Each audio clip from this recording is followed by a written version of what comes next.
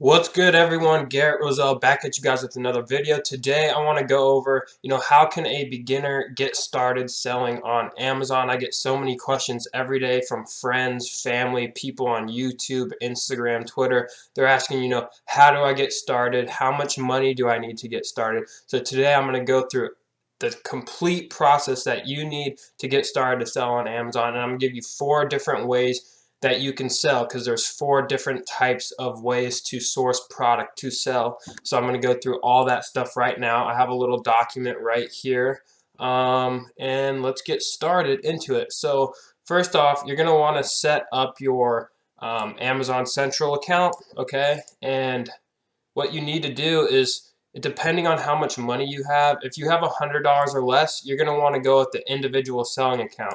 Now, the individual selling account it's free to sign up and whatnot, but for every product you sell, there's a fee. It's about $1 per unit.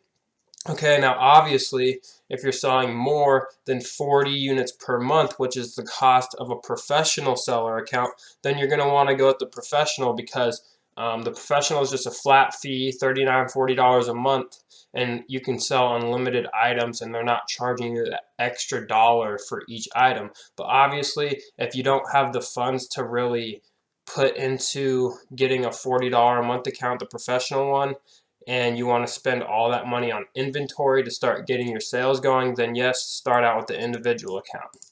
Next, you're going to want to form an LLC at some point. Starting out, it's not needed at all. You don't need one. But once you start growing and start scaling your business, you're going to want to have that for protection, and just in case you have any problems in the future. And also, it just looks a lot better on Amazon if you're registered as a corporation or an LLC.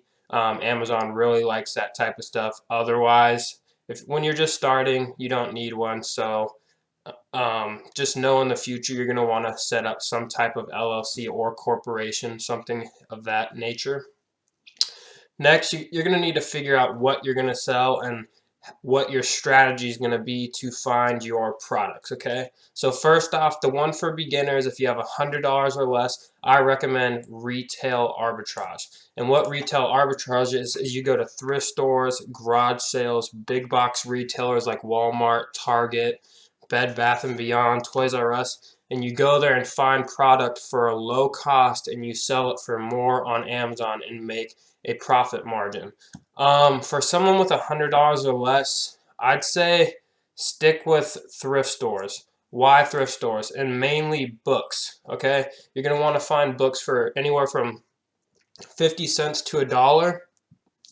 And the reason I say start with books, because if you're buying them for 50 cents and you have $100, then you can get 200 books to send into Amazon, and you'll start getting a lot more sales, as to where if you're buying 5 $20 items. And also, the profit margin on books are really crazy. You can pay 50 cents for a book and sell it for 20 bucks. I've bought books for $1 and sold them for $150 when I first started out. So books is a great way to build up cash flow and build up your buying power. Big box retailers, it's really competitive depending on which area you live in. If you live in a big like metro city, you're going to have a lot of competition. It's a lot harder to find really good items, but there is some money in the big box stores like Target and whatnot. And also, you can go to garage sales. You can sell used electronics on Amazon as well. So I always find like VHS tapes, cameras, all types of stuff that I can send into Amazon, and that's where some big money's at with the used electronics at garage sales. So next is another option for you guys. It's the same thing as retail arbitrage, except you're doing it online. So you're going to be going to places like Target.com, Walmart.com, and things of that nature, Toys R Us. And you're going to be looking through the clearance section and just go through, look at products that look like are pretty good deal. Go on to Amazon, check the prices, and see if there's a profit margin to be made. So that's online arbitrage. You're finding stuff online, buy it, ship it to your house, then send it in and sell it on Amazon. Another way, which these next 2 are probably the most scalable ways to grow your business on Amazon. The first one is wholesale. Wholesale is where you're contacting companies directly, like let's say you're going to contact this vitamin maker right here. You're going to contact the company and ask them to set up a wholesale account, and a lot of them will say no, and then some of them will say yes. The ones that say yes, they're going to send you a product catalog with their wholesale prices, and you're going to have to go through that wholesale catalog and research every product on Amazon and find out whether or not you can make a good profit margin on it. And a lot of times the key with wholesale is in negotiating a better, even better cost than their regular wholesale price, because a lot of times with the Amazon fees and stuff with wholesale, you're not going to find very good profit margins if you're getting the regular wholesale catalog prices. Try to negotiate up to 25% off of the original prices they sell you, and they're always willing to work with you, especially if they know that you're going to be spending a certain amount with them. And that's another thing with wholesale. You have to have a good amount of cash to start with, because a lot of these wholesale accounts have minimum order amounts, like $2,000 up to $5,000 minimum purchase amounts. So you're going to need more money to do wholesale, but wholesale, I know a lot of people that do it and they make a lot of money. Next is what I do, is private label. Private label is probably the easiest way to get started with $1,000 to $1,500 and to really grow fast. Private label is something that you can always keep reordering your products. You're not going to be competing with anyone else on your listing. You're going to be competing with other products. But the good thing is you can always do something to add value to another product listing, which can make yours sell better. So what private label actually is, it's where you go on Amazon and you find something as simple as let's say a pair, I'm gonna give you guys a bad example, but an iPhone case, right? Never do iPhone cases, but this is for just an example purpose. iPhone cases, you can find an iPhone case on a China supplier, and then you're going to make your own listing and put it up and put your own logo on it, make it your own brand. You're going to build your own brand, and then you're going to compete against all the other phone cases, right?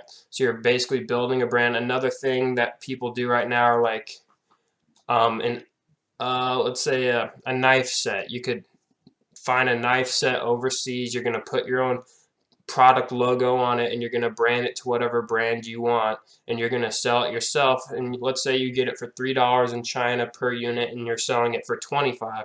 The profit margins with private label are a lot better than everything else, except you can find stuff in retail arbitrage that have very, very, very high profit margins, right? So if you are looking to get into private label, this is what my channel is all about. I'm going to be teaching you guys the ins and outs of private label. So stay tuned if you are looking to get into private label, which I think is the best business model now, because retail arbitrage, everyone's doing that, and most people just aren't willing to put in the time and research into doing private label. So I think that's where the best opportunity is at. And some basic stuff you'll need for private label is a product research tool like Jungle Scout. You're going to need to be researching products, finding different products that you can private label, and then you're going to need to find try to pick a specific niche or category, like kitchen, pet products, health and beauty. Pick a category and then find a product in that category, and then build out a brand in that specific category, because you don't want to be building let's say a brand, but you have pet products, health and beauty products. It just doesn't look right, and it's just not going to make sense to the consumer. So you're going to want to pick a category to build a brand in. Next is choosing a product that meets a certain criteria. Okay, so what I mean by this is you're going to want to have, which I'm going to be teaching on this channel, so make sure you subscribe so you can learn all this different stuff that I'm about to tell you. You're going to need to make sure the product that you're looking at doing and looking at private labeling, that it has high demand and lower competition. You don't want to do a product with high demand, high competition, and you don't want to do a product with low demand, medium competition. You want to do a product with high demand and medium to low competition, and this is the hardest part, is actually finding those products that have the high demand with the lower to medium competition. You can definitely compete with a high demand, high competition product, but you're going to need a lot more cash to do it, because you're going to need to do a lot more giveaways and a lot more PPC just to rank your product for that category or that specific product. So just make sure you know what you're looking for, and make sure you check off every box of your specific criteria that you're going by to make sure that it's a viable product to do.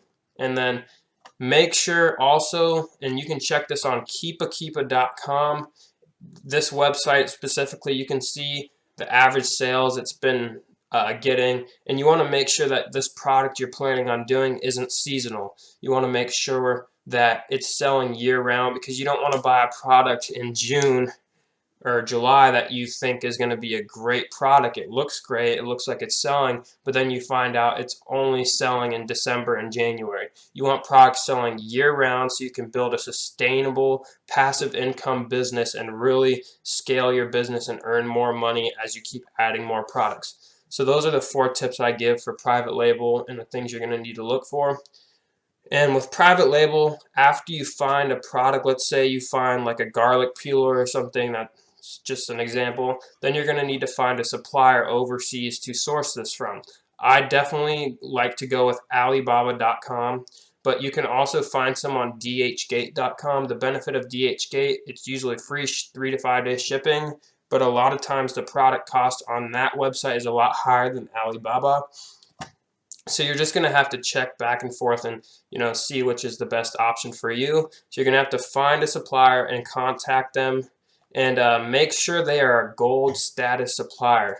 The reason you want to make sure they're a gold status supplier is to make sure the quality of product you're going to be getting is top notch. You don't want to go with a supplier that's only been selling for a year. They're not a gold status supplier because they just haven't proven themselves to make good products. Someone with like a 7 years experience with a gold status, they are always safe to go with. You don't have to worry about the quality being there, because it usually always is. And if it isn't, they will always do something to take care of you. Next is finding those suppliers, and then you have to contact them. You have to tell them how many units you're going to order. You need to let them know exactly what you're looking for that product. And always, they usually give you like a price range, how much they'll be, like $2 to $5. Always negotiate to the lowest price listed. They wouldn't list that price if they wouldn't go down to it. They're always going to try and make it seem like, oh, we don't sell under $4 for this. But trust me, you just play hardball and act like, oh, sorry, that's not going to work for me. My margins are too slim, and they're always going to keep going down, down, down in price. So always negotiate to the lowest price. Next, you're going to need to create a logo to send to that supplier once you guys have negotiated a deal. And then you're going to have them stick this logo onto your product, so it's your own personal product. No one else can sell it except you. After that, you're going to have to buy a UPC code for them to put on the packaging. Every Amazon product needs a UPC code just so they can keep track of that it's your product when it gets to the Amazon warehouses, because if the package shows up blank, they're not going to be able to scan the product, and they're not going to even know what it is. So make sure you buy a UPC code. Next is send the supplier a shipping label, whether you create a shipment plan in Amazon Seller Central, or you can have them send it directly to your home. I recommend your first time ordering a product, have it sent directly to your home so you can make sure it's exactly what you ordered, and then send it to Amazon yourself. And then after you know that it's a high quality product and it is exactly what you're looking for, when you go to reorder, you can actually send the supplier a shipping label to have them ship it directly to the Amazon warehouse, and you will no longer have to touch that inventory. It's almost like when you're getting low on inventory, you reorder it and that's it. It's really as simple as that. So like I said, have it get sent to your house the first time so you can check it out and make sure everything's good, everything's to the quality that you want it to be. Then after that, when you reorder, just have them send it directly to the Amazon warehouse.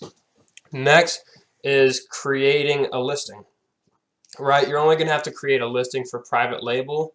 If you're selling wholesale, retail arbitrage, or online arbitrage, these brands are already established that you're going to be selling.